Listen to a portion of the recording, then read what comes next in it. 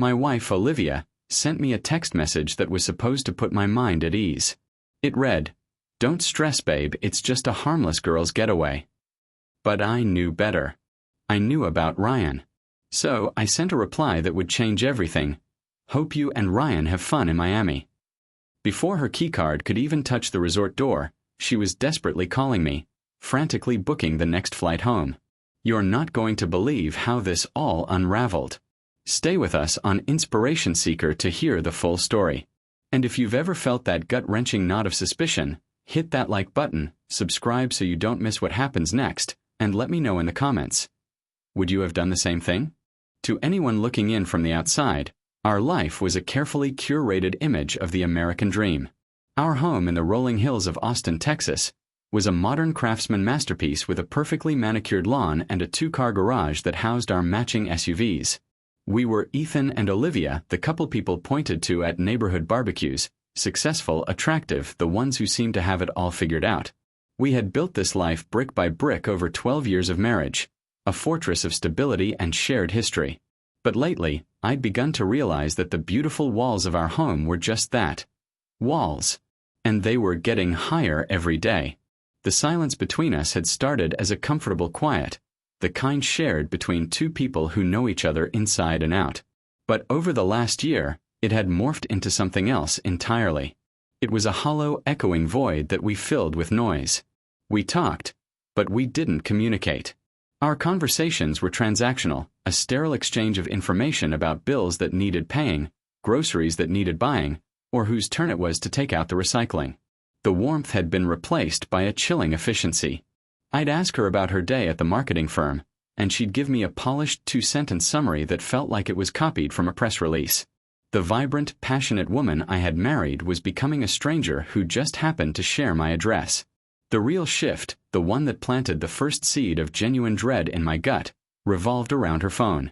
It had become a fifth limb, an extension of her being that was guarded with a ferocity I'd never seen before. It was always angled away from me, its screen a dark, reflective void. Then came the smiles. She would be scrolling through something, and a private, knowing smile would spread across her face, a smile I hadn't been the cause of in a very long time. If I walked into the room, the phone would be flipped over onto the counter with a speed that felt almost violent, the smile vanishing as if it had never been there. "Just work stuff," she'd mutter, her voice a little too casual. But her eyes would betray her, darting away, unable to meet my gaze. I felt like a detective in my own home, cataloging these tiny, imperceptible shifts that, when added together, painted a terrifying picture of disconnection. The fortress we had built was starting to feel less like a home and more like a beautifully decorated prison, and I was beginning to suspect I was the only one who wanted to escape. The announcement came on a Tuesday night. We were in the living room, surrounded by the expensive, minimalist furniture that was supposed to signify our success and good taste. The television was on, casting a cold blue light across the room, but neither of us was watching. The silence was so thick I could feel it pressing in on me. Then she broke it. She turned to me, the remote in her hand, and clicked the screen to black. A bright, almost theatrical smile was plastered on her face. "So, I have some super exciting news," she began, her voice a little too high, a little too cheerful for the dead air it was cutting through. My heart did a slow, heavy thud in my chest. I just nodded, waiting. She took a breath, as if preparing for a major presentation at work. "Sophia, Ava, and I are going to take a little trip. A much-needed girls' trip." She paused for effect. "We're going to South Beach, Miami." She said the name like it was a magic word, a key that would unlock a world of pure, unadulterated fun. "It's been absolutely insane at the office, you know? We're all so burned out. We just need a few days to totally unplug, lie on the sand, sip some cocktails, and just be girls for a weekend. No work, no husbands, no stress." Every word was perfectly chosen, every sentence designed to sound reasonable, even necessary. A good husband would have smiled and said, "That's fantastic, honey. You deserve it." And a part of me, the part that still desperately clung to the memory of the woman I married, wanted to be that husband. I wanted to believe her. I wanted to see this as nothing more than a well-deserved break. But my gut was screaming. Her excitement wasn't just joy, it was the frantic energy of a prisoner about to be paroled. It felt like she wasn't planning a vacation from work, but an escape from me. I kept my face neutral, a mask of thoughtful consideration. Miami, huh? Wow, I said, my voice steady. That sounds like a lot of fun. When are you thinking of going? She practically bounced on the couch cushion. Next weekend. It's all very last minute, which is part of the fun. Last minute. The phrase hung in the air, another detail that felt slightly off, slightly rehearsed. I watched her as she laid out the imaginary plans, her hands gesturing animatedly, her eyes shining with an intensity that was unsettling. She was selling me an idea, and I could tell she was relieved that I seemed to be buying it. So I played my part. Well, you should definitely go. It sounds like you really need it. The relief that washed over her was so palpable it was almost a physical wave in the room. Really? You're okay with it? She asked, her voice softening with gratitude that felt completely unearned. Of course, I said, forcing a smile. She leaned over and gave me a quick, dry kiss on the cheek. Thank you, she whispered. It'll just be a few days. As she stood up and walked out of the room, her phone was already in her hand, her thumbs flying across the screen. And I knew, with a certainty that chilled me to the bone, that the person she was texting wasn't Sophia or Ava. The perfect facade was beginning to crack, and I had just handed her the hammer. The lie began to unravel in earnest a few days later, on a Thursday evening. Olivia was packing, her open suitcase splayed across our king-sized bed like a patient on an operating table. Clothes were strewn everywhere. Bikinis, shorts, casual tops. It was the standard uniform for a weekend in the Miami sun. I was leaning against the doorframe, feigning casual interest, watching her flit around the room with that same frantic energy. I offered to help, a hollow gesture that was part of my role as the supportive, unsuspecting husband. Could you grab that white dress from the closet? She asked, not looking at me, her focus entirely on folding a pair of shorts with surgical precision. I walked into our spacious walk-in closet, the scent of her perfume hanging in the air. Pushing aside her familiar blouses and work attire, my fingers brushed against something new. The fabric was silk, cool, and impossibly smooth to the touch. I pulled it out. It was a stunning backless sundress from a designer whose name I only knew because the price tags always made my eyes water. It was elegant, sophisticated, and undeniably romantic. It was not the kind of dress one wears to a casual beach bar with girlfriends. It was the kind of dress designed to make a very specific impression on a very specific person. Carrying it back into the bedroom, I held it up. Is this the one? I don't think I've seen it before. It's beautiful, I said, my voice carefully neutral, fishing. She glanced up, and for a split second, I saw a flicker of panic in her eyes before it was expertly masked. Oh, that old thing, she said with a dismissive wave of her hand. I've had it for ages. Just thought I'd bring something a little nicer, you know, in case we go out somewhere fancy. That old thing. The lie was so blatant, so lazy it was almost insulting. I had a near photographic memory for our finances, a byproduct of my methodical nature. An expenditure of this magnitude would not have slipped my notice. I simply hung the dress in the garment bag she pointed to and said nothing, but the alarm bells in my head were now deafening. Later that night, long after the sound of her steady breathing filled the silence of our bedroom, I couldn't sleep. The lie about the dress circled my mind, a predator refusing to let its prey rest.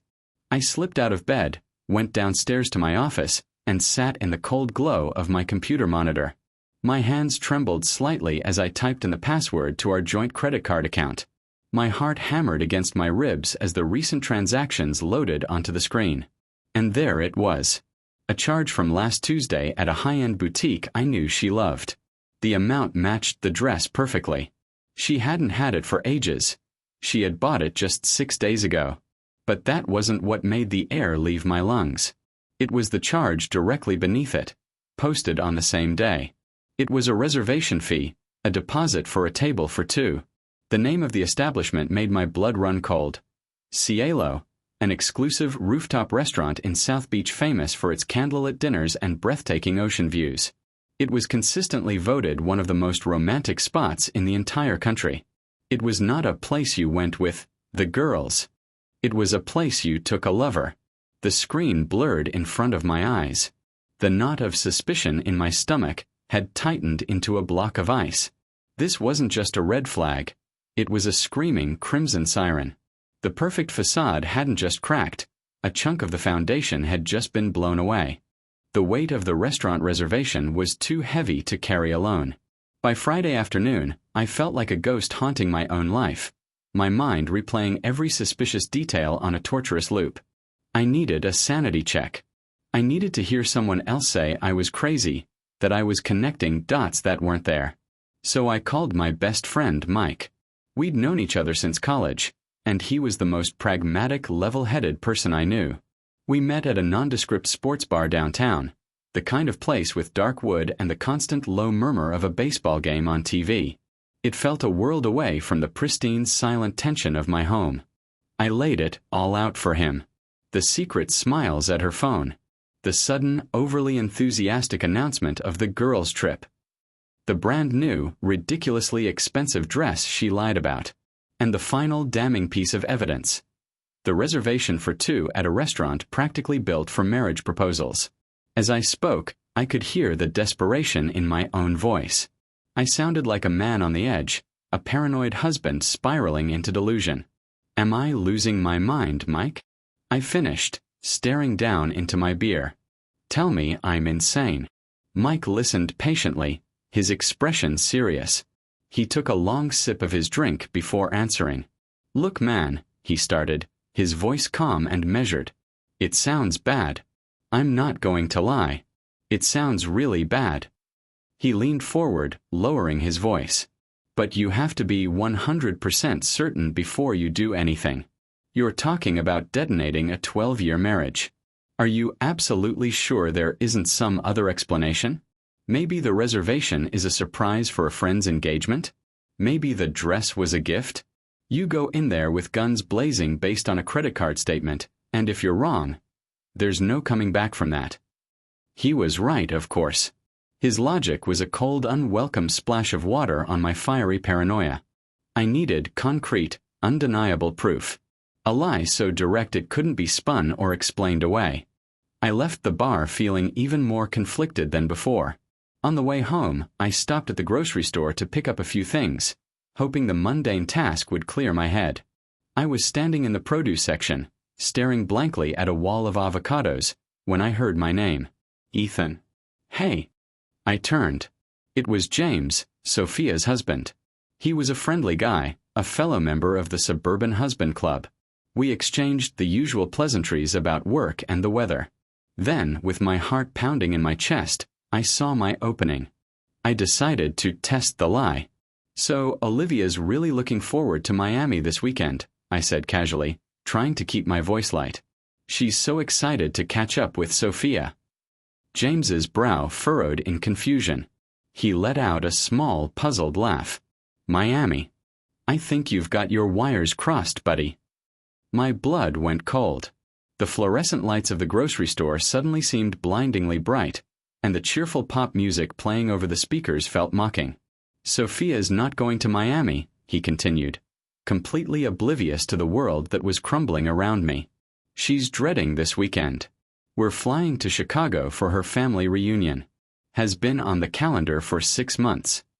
He clapped me on the shoulder. You know how those things are. Anyway, good seeing you, man. He pushed his cart away, leaving me standing there in the middle of the aisle. The lie was no longer a suspicion. It was no longer a theory pieced together from digital clues. It had just been confirmed, casually and devastatingly, next to a pile of organic tomatoes. Olivia wasn't just going on a trip without her friends. She had built an entire fortress of lies around it, and I had just been given the key to the front gate. The drive home from the grocery store was a blur. I remember the green lights turning red, the familiar streets of our neighborhood passing by like scenery in a movie I wasn't watching. My hands were gripping the steering wheel so tightly my knuckles were white. James's words echoed in the sterile silence of the car. Sophia's not going to Miami. We're flying to Chicago. It wasn't a mistake. It wasn't a misunderstanding. It was a calculated, multi-layered deception. The question was no longer if she was lying, but who was the star of this elaborate production she was directing? Who was the plus one at the romantic rooftop dinner for two? I parked in the driveway, but for a long time I just sat there in the driver's seat, the engine off, the grocery bags forgotten on the passenger side. My mind, now armed with the certainty of her lie, began to work like a machine, sifting through months of mundane conversations, searching for the anomaly I had previously ignored. I replayed her updates from work, the stories about deadlines, difficult clients, and office politics. And then, like a flicker of static clearing on a radio, a name began to emerge from the noise. Ryan. It had started subtly a few months back. Ryan in marketing has this brilliant new idea for the campaign, she'd mentioned over dinner. A week later, it was, Ryan is so funny, he had the whole team in stitches today. The mentions grew more frequent, more personal.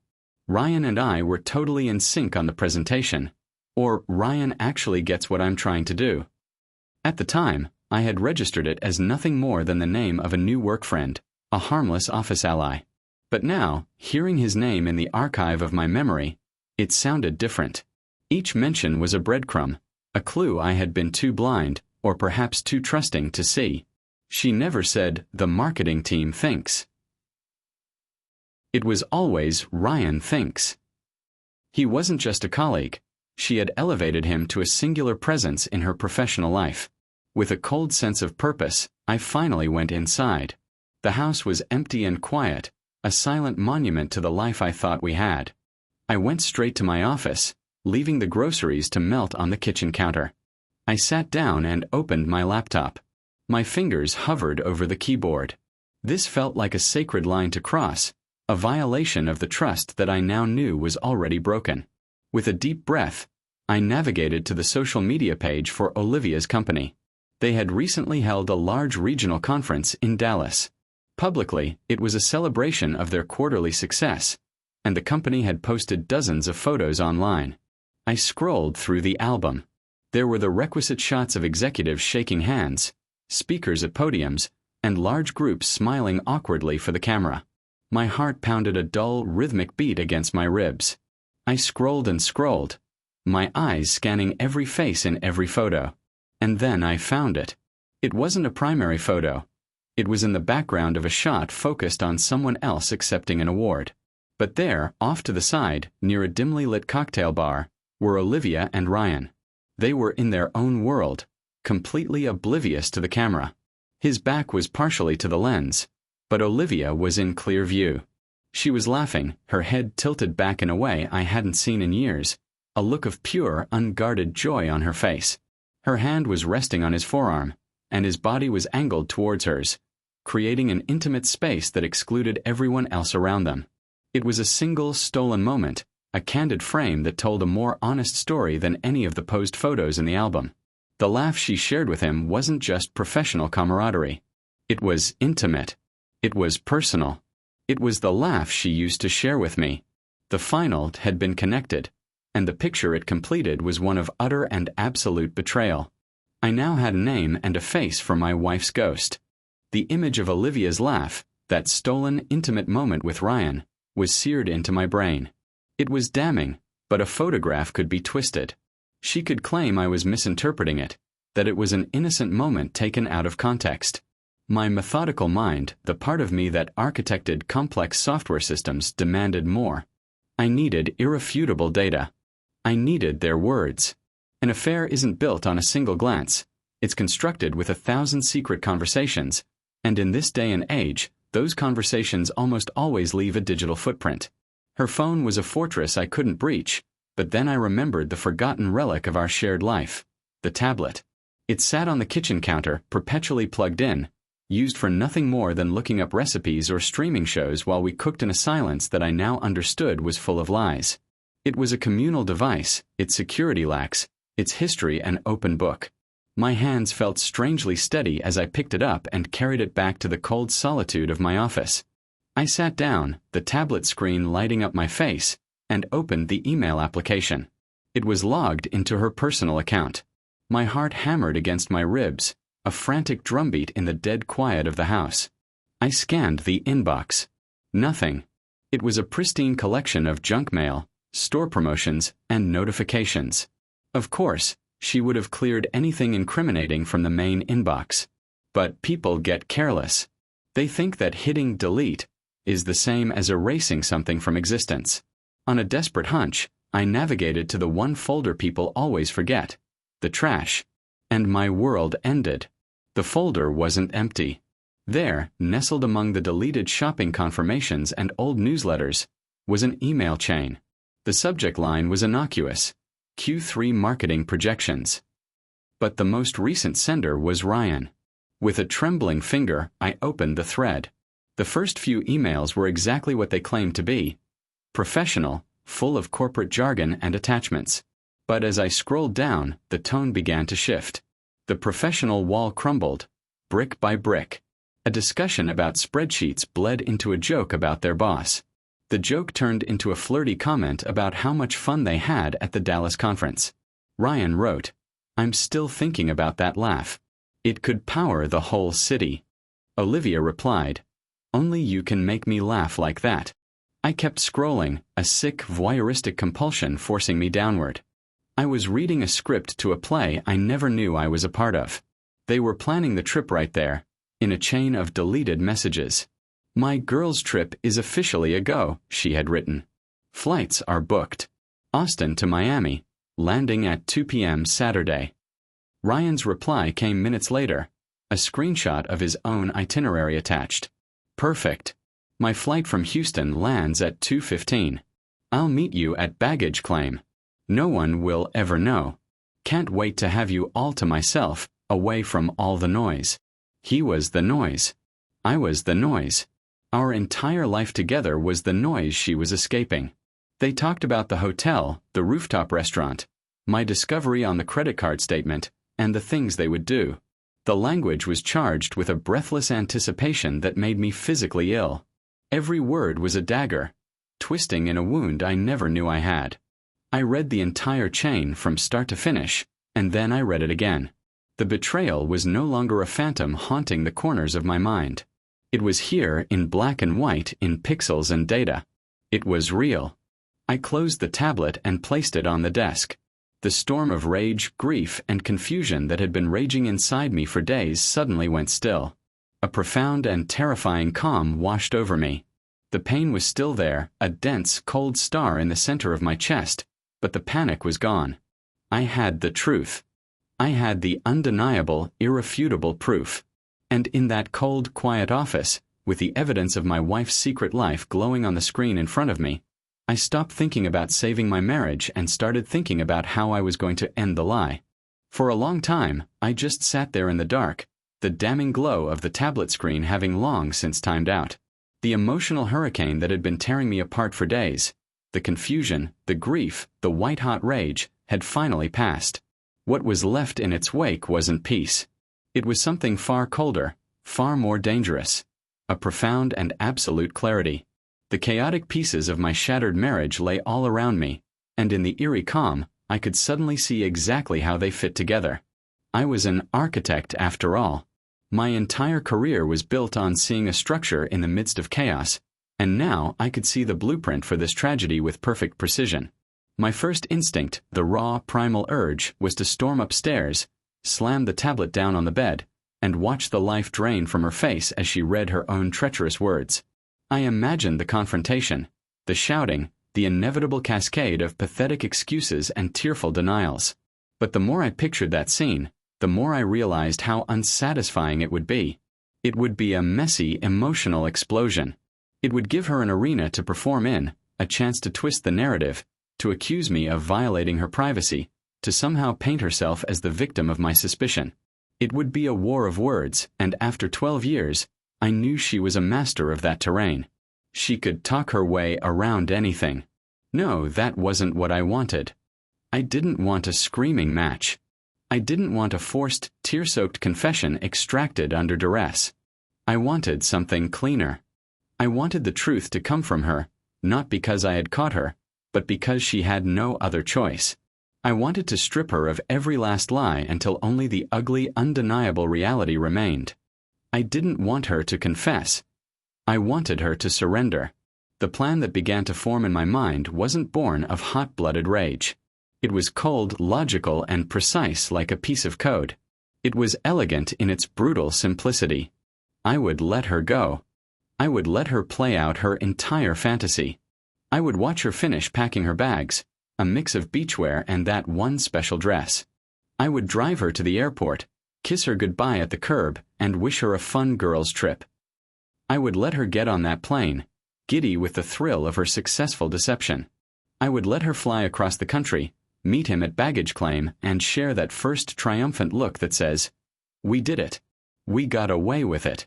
I would let her get into a cab with him, her hand in his, the Miami skyline unfolding before them like a promised land. I would let her reach the absolute peak of her fabricated reality. Because the higher I let her climb, the more devastating the fall would be.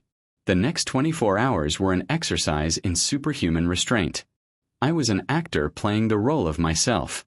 I went upstairs and slipped back into bed beside her, my body rigid, my breathing a controlled, even rhythm. The next morning, I made her coffee, just as I always did. We spoke about trivial things, the weather, the traffic to the airport. Every casual word from her was a lie, and every calm response from me was a performance. I was a ghost in my own home, observing a life that was no longer mine.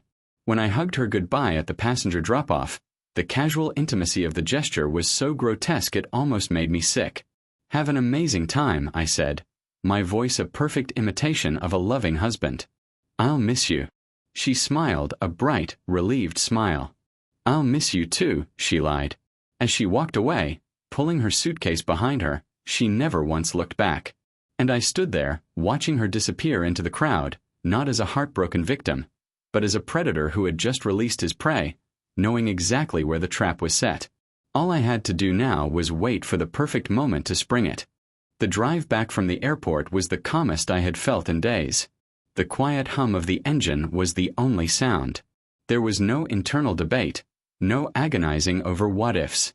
There was only the plan. Back home, the silence was absolute, a stark contrast to the storm of deceit that had been brewing within its walls. I didn't pace. I didn't drink. I simply sat in my office chair, opened my laptop, and pulled up the flight tracker. I watched her plane, a tiny digital icon, crawl across the map of the United States. It was a clinical, detached act. I was tracking not just an airplane, but the final, blissful moments of my wife's ignorance. I saw it leave Texas airspace, cross over the Gulf of Mexico, and begin its descent into Florida.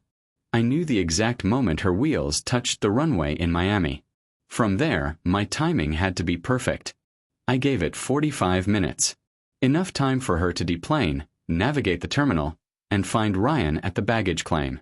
Enough time for that first, triumphant hug. Enough time for them to weave their way through the airport crowds, step out into the thick, humid Miami air, and slide into the cool leather of an Uber.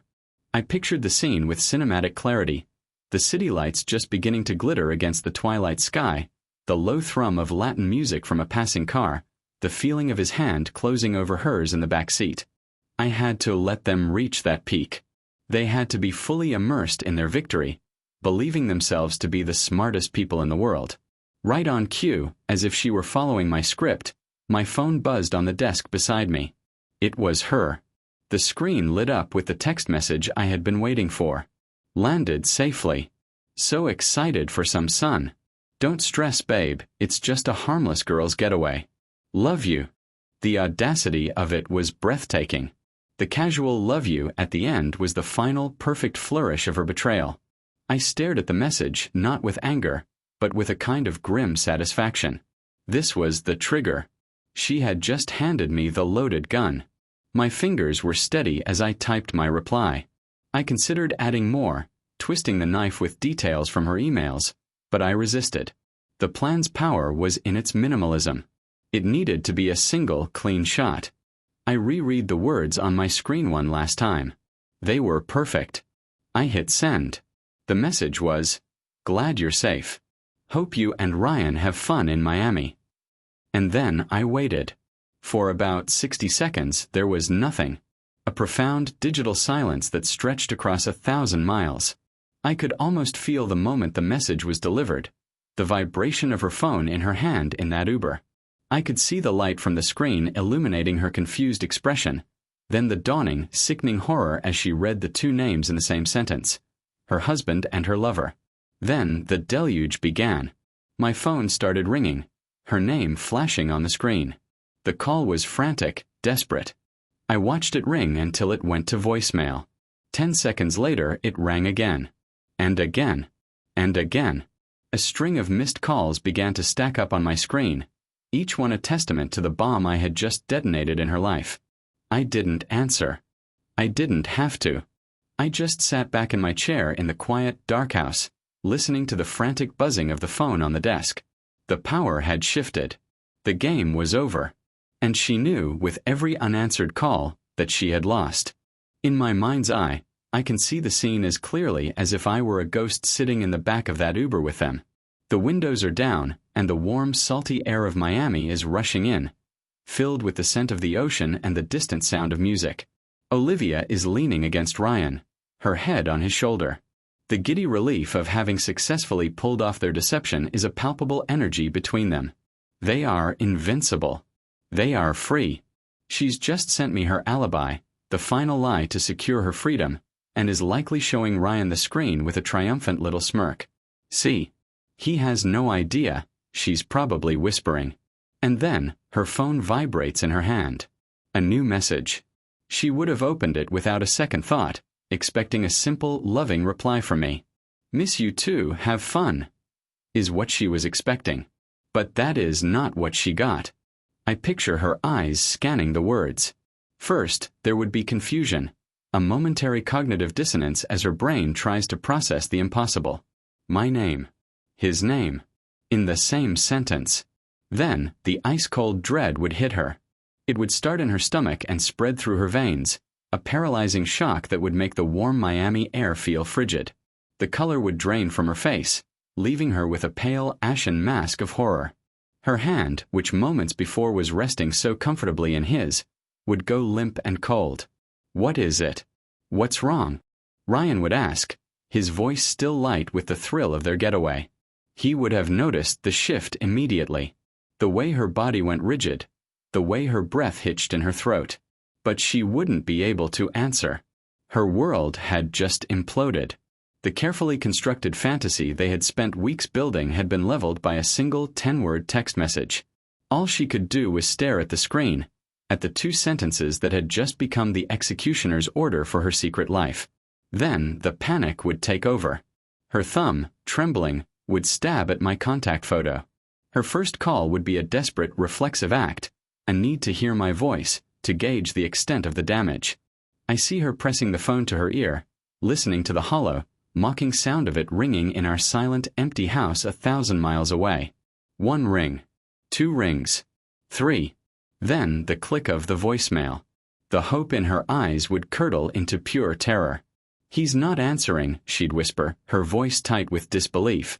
She would try again immediately. And again. As my phone continued to buzz on my desk in Austin, each unanswered call in that Miami Uber would be another nail in the coffin of her affair. Ryan's initial concern would now be shifting to confusion, then to annoyance. "Olivia, talk to me. What the hell is going on? Who are you calling?" he would demand. But she wouldn't be able to explain. How could she? How could she admit to him that their entire romantic escape, a weekend that was supposed to be about them, had been so utterly and completely derailed by the husband she thought she had so cleverly deceived? The dream was over before it had even begun. The island paradise they were driving towards had just become a prison, and the only thing she could think about was the man she had left behind, the man who was now sitting in judgment, holding all the power in his silence. The Uber ride from the airport must have been the longest 20 minutes of their lives. Whatever romantic anticipatory conversation they had planned was replaced by a thick, suffocating silence, punctuated only by the sound of my name flashing on her phone and the hollow echo of it going unanswered. When the car finally pulled up under the grand sweeping portico of the South Beach Resort, the paradise they had chosen for their affair had already become their personal hell. Valets in crisp white uniforms rushed to open their doors, greeting them with practiced smiles that must have felt like a cruel joke. I can picture them stepping out of the car, not as lovers arriving for a secret tryst, but as two strangers caught in the aftermath of an explosion. They would have walked into the cathedral-like lobby, a stunning space with towering palm trees, marble floors, and the soft ambient sound of a live jazz trio.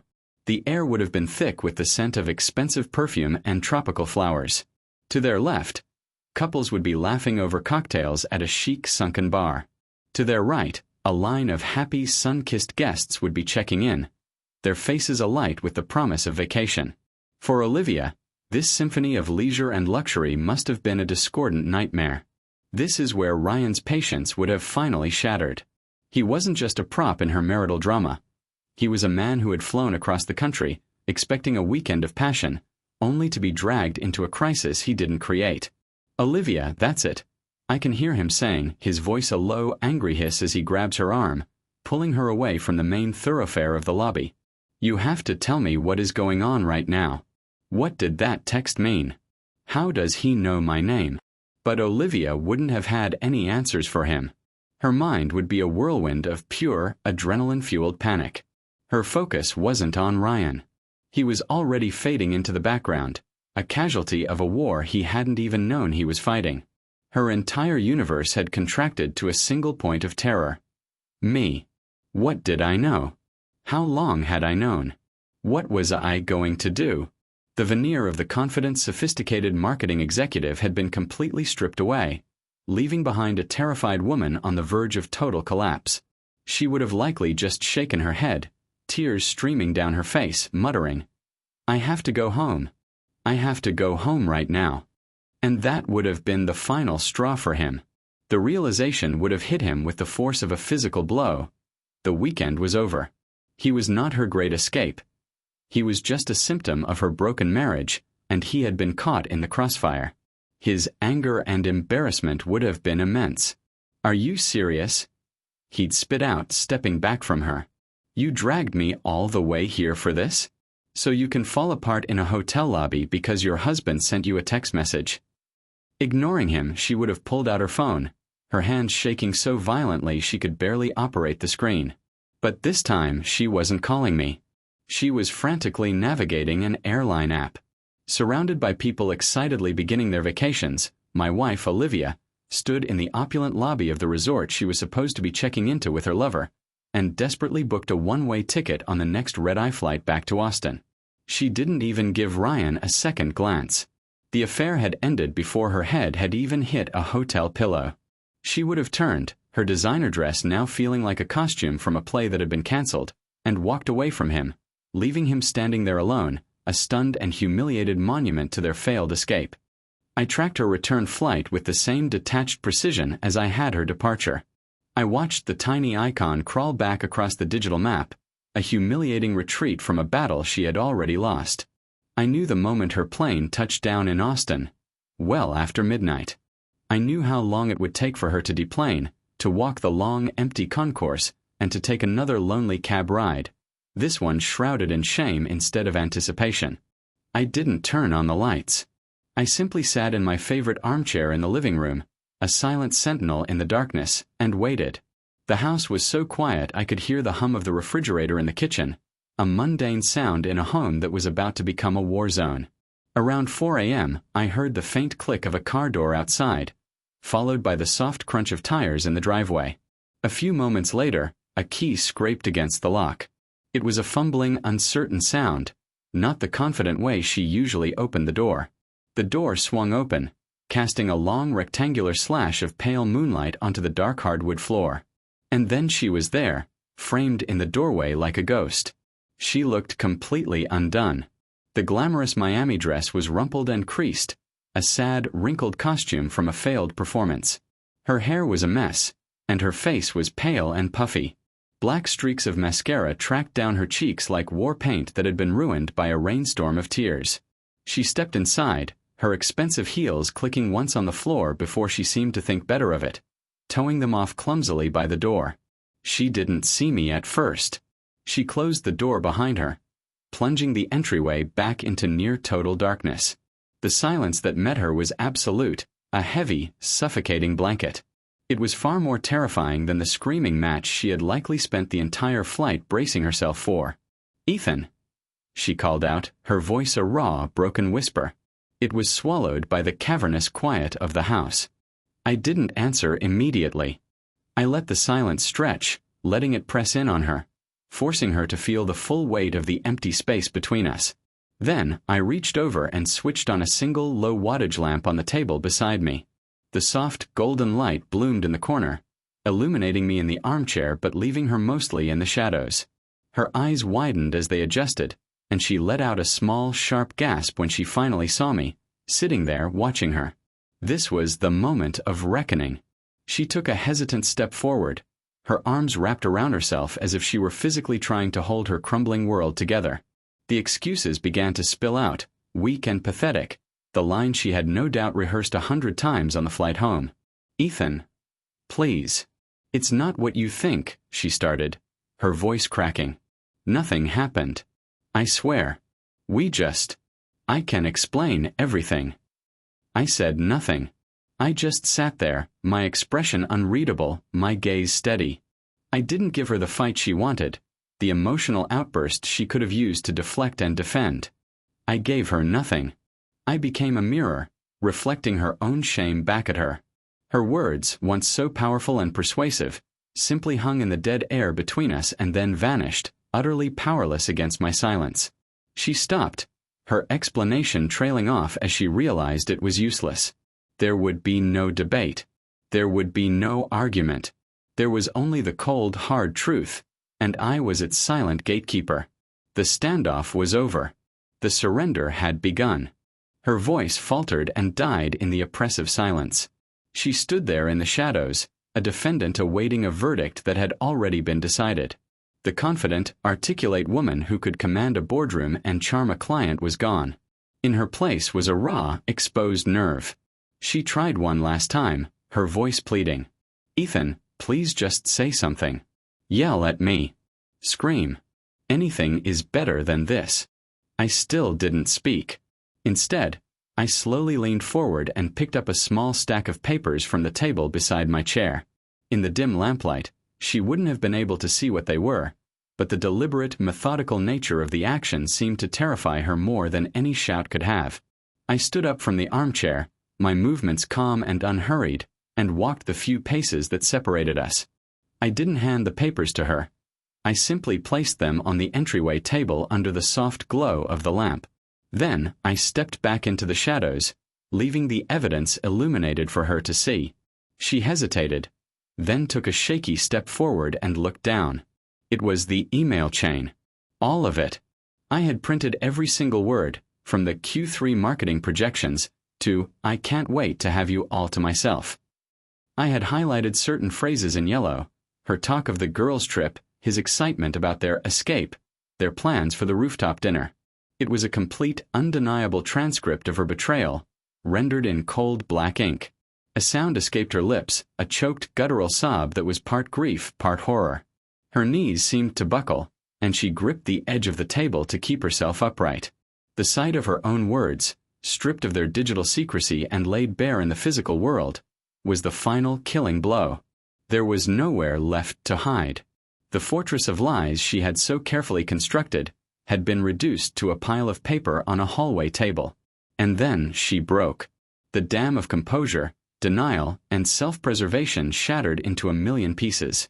She slid down to the floor, her back against the wall, and the confession poured out of her in a raw, incoherent torrent of sobs and broken sentences.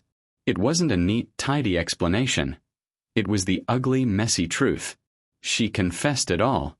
The loneliness she'd felt for years, the growing chasm between us that we had both ignored. She talked about feeling like a ghost in our perfect house, an accessory to a life rather than a participant in it. She told me about Ryan, about how his attention at work felt like a lifeline in a sea of neglect. It started with compliments on her work, then laughter in the break room, then lunches that lasted a little too long. She confessed that he made her feel seen, that his messages were the first thing she looked forward to in the morning and the last thing she thought about at night. She swore through racking sobs that nothing physical had ever happened. But she didn't lie about this trip. She admitted that Miami was supposed to be the line they crossed. It was meant to be the culmination of months of emotional infidelity, the moment their secret digital world became real. I listened to the entire agonizing confession without flinching, without speaking. I just stood in the shadows and absorbed the brutal truth of our failed marriage. Every word was another shovelful of dirt on the grave of the life I thought we had. When she was finally finished, there was nothing left but the sound of her own ragged, desperate breaths in the silent, dark house. The truth, in all its devastating clarity, was finally out. It lay there between us, a wreck on the floor, and I had no idea what to do with the pieces. When the last of her confession had been spent, leaving only the sound of her ragged breathing in the cavernous silence, I did not offer a hand. I did not offer a word of comfort or condemnation. I simply looked at the crumpled figure on my floor, the woman who was my wife but was now a complete stranger, and I felt nothing but a vast, cold emptiness. I turned without a word, walked past her, and ascended the stairs, each step a heavy, deliberate thud that echoed in the quiet house. I went into our bedroom, my bedroom now, and stripped the pillows from my side of the bed. I grabbed the duvet, then walked to the linen closet and took out a spare set of sheets. I didn't look at her as I walked back down the hall to the guest room, the one we kept for family and friends. I closed the door behind me, and the click of the latch was the sound of a border wall being erected right through the heart of our home. For the next 7 days, we lived as ghosts. Our beautiful house, once a symbol of our shared success, transformed into a mausoleum. The silence was no longer empty. It was heavy, filled with the unspoken words, the accusations, the grief. We moved through the same spaces but on different planes of existence, carefully choreographing our movements to avoid any accidental contact or, God forbid, eye contact. If I entered the kitchen, she would immediately find a reason to leave. The clinking of a coffee cup in the sink sounded like a gunshot in the stillness. We were two prisoners in a cell of our own making, and the air was thick with the poison of the truth. My days were a blur of numb routine. I went to work, I wrote code, I sat in meetings, a perfect automaton of a functioning professional. But inside, a tempest was raging. The initial, cold resolve had given way to a chaotic storm of emotions. There were waves of pure, incandescent rage that made me want to punch a hole through a wall. I would picture her laughing with him, her hand on his arm, and my entire body would flood with a visceral, violent anger. But just as quickly, the rage would be extinguished by a wave of profound, soul-crushing sadness. I looked at the photos on our mantelpiece, us smiling on our wedding day on a trip to Italy at a holiday party, and I felt like I was looking at a lie. Every shared memory was now contaminated, every moment of happiness now suspect. Was any of it real? Or had I been married to a phantom, a performance, for the last 12 years? Olivia, for her part, was a wraith. She floated through the house, silent and ethereal. Her face was perpetually pale, her eyes red-rimmed and hollow. She had lost weight in just a week, and her clothes seemed to hang off her frame. A few times, she made tentative gestures of peace. She would leave a cup of coffee outside my office door, where it would sit, untouched and growing cold. She tried to speak once, catching me in the hallway. "Ethan, can we please?" She began, her voice a fragile whisper, but she couldn't finish. The words died in her throat when she saw the look on my face, a flat, dead nothingness. I looked through her as if she were made of glass. I was filled with a storm of betrayal and sorrow, and I had to decide if the woman in front of me, this hollowed-out shell of the person I once loved, was someone I could ever truly trust again. And every time I asked myself that question, the answer that echoed back from the depths of my broken heart was a deafening, resounding no. The silent war could not last forever. A house, like a body, cannot survive when it's divided against itself. The breaking point came on a Saturday morning, a full week after her return. I was in my office, the door closed, staring at a search engine results page. The words I had typed into the bar felt like a betrayal of my own past. Top divorce attorneys in Austin. I was methodically clicking through websites, reading reviews, and comparing consultation fees. It was no longer an emotional decision. It was a logistical one. The marriage was a failed project, and I was simply beginning the process of demolition. I don't know if she heard the clicking of the mouse, or if she just sensed the finality in the air, but the office door creaked open. Olivia stood there, looking smaller than I had ever seen her. Her eyes flickered to the monitor, and she saw the list of names. The last bit of color drained from her face. This was it. The abstract horror of what she had done was now staring back at her in the form of a lawyer's retainer fee. "No," she whispered, her voice so thin it was barely audible. "Ethan, please, don't do this." I didn't turn to look at her. I just kept staring at the screen. "It's done, Olivia," I said, my voice flat, devoid of emotion. "There's nothing left to say." Panic gave her a surge of strength. She rushed to my desk, her hands gripping the edge of it. "There is," she insisted, tears welling in her eyes again. "There's everything left to say. I know I destroyed everything. I know you hate me. But please, give me one last chance. Not to fix it. Just one chance to fight for this. Marriage counseling." I finally turned to look at her. "Counseling?" I let out a short, bitter laugh. "You think a stranger in a beige office can fix this? You think an hour a week can undo what you did?" My voice was cold, cutting. "There is no us to counsel Olivia. You burned it to the ground." But she wouldn't let go. She was pleading now, her voice thick with a desperation I had never heard before. "Then let's go to the autopsy," she begged. "Let's sift through the ashes. If it's truly over, then at least let's understand why, so we don't spend the rest of our lives haunted by it. Please, Ethan. 1 hour. For the 12 years we had. If after that, you still want to walk away, I won't stop you." Her argument, framed not as a plea for reconciliation but as a request for a final accounting, struck a chord in the logical, methodical part of my brain. And maybe, deep down, a foolish, sentimental part of me felt that 12 years of a life together, even a life that ended in betrayal, deserved more than a quiet signature on a legal document. So I agreed. Not with hope, but with a sense of grim obligation. The therapist's office was exactly as I had imagined. Generic art on the walls, 2 chairs facing each other like duelists, and a box of tissues placed strategically on a small table between them. The therapist herself was a calm, professional woman who seemed entirely unfazed by the arctic blast of misery that followed us into the room. For the first few minutes, the silence from our house filled her office. Then, with a gentle prompt from her, the words came. And once unleashed, they were a brutal, devastating flood. I spoke first. I didn't yell. I laid out my case like a prosecutor, detailing the lies, the secret smiles, the dress, the emails, the calculated deception, with cold, dispassionate precision. I told her what it felt like to have my reality systematically dismantled by the one person on earth I was supposed to trust implicitly. When it was Olivia's turn, she didn't make excuses. She spoke of a loneliness so profound it had become a physical ache. She described feeling invisible, like a piece of the furniture in the perfect house we had built, and how Ryan's attention, however illicit, made her feel real again. For the first time, we weren't just talking. We were revealing the ugly, painful truths that we had both let fester in the dark for years. We left that office an hour later as 2 separate, wounded individuals. Nothing was fixed. No apologies were accepted. But the silence had been broken.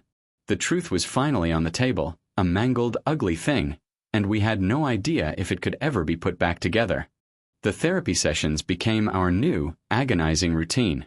Every Tuesday at 5 p.m., we would meet in that neutral territory to perform a painful autopsy on our marriage. Some weeks were filled with rage, a relitigation of the affair where every detail was a fresh wound. Other weeks were filled with a deep, sorrowful archaeology of our past, digging up resentments and unspoken hurts from years ago that had acted as the tinder for this eventual fire. I learned that she saw my quiet, methodical nature not as stability, but as emotional absence. I learned that she felt my focus on our financial security was a substitute for any real intimacy. In turn, she learned about the crushing weight of my own insecurities, the fear of not being enough, which I masked by trying to build a perfect, impenetrable life. She learned that my silence was not a lack of feeling, but an inability to express it. We were 2 strangers, dismantling a 12-year history, piece by painful piece, trying to understand the blueprint of our own destruction. There were many times I was ready to walk away, to declare the project a failure. The urge to simply sign the papers and end the pain was immense. Months passed in this excruciating rhythm. The guest room door remained closed. The space between us in the house remained, but the quality of the silence began to change. It was no longer a weapon, but a space for reflection. One morning, I came downstairs to find 2 cups of coffee on the counter. Not just one. It was a small, quiet gesture, but it was a start. A few days later, I found myself asking her about her day, and I actually listened to the answer. This is not a story with a happy ending, not yet. There is no magical moment of forgiveness, no cinematic kiss in the rain that washes all the pain away. Trust, once vaporized, does not simply reappear. It has to be rebuilt, microscopic grain by microscopic grain, with a level of effort and vulnerability that is frankly exhausting. Some days, I look at her and all I can see is the betrayal, the woman who is willing to throw our entire life away for a weekend in Miami. The anger is still there, a dormant volcano beneath the surface. But other days, I catch a glimpse of the woman I first fell in love with. I hear her laugh at something on TV, a real unguarded laugh, and a flicker of the old warmth returns. Our story ends here for now, in this uncertain space. This morning, I woke up just before dawn. I couldn't sleep. I walked out onto our back porch with my coffee and sat down. A few minutes later, the door slid open and Olivia came out, holding her own mug. She didn't say anything. She just sat down in the chair a few feet away from me. Together, in silence, we sat and watched the sun begin to rise. The sky turned from a deep indigo to a soft, bruised purple, then to a hopeful orange that painted the edges of the clouds. There was no easy resolution in that sunrise. The future was still a complete unknown. But for the first time in a very long time, as the new day dawned, we were at least facing it in the same direction.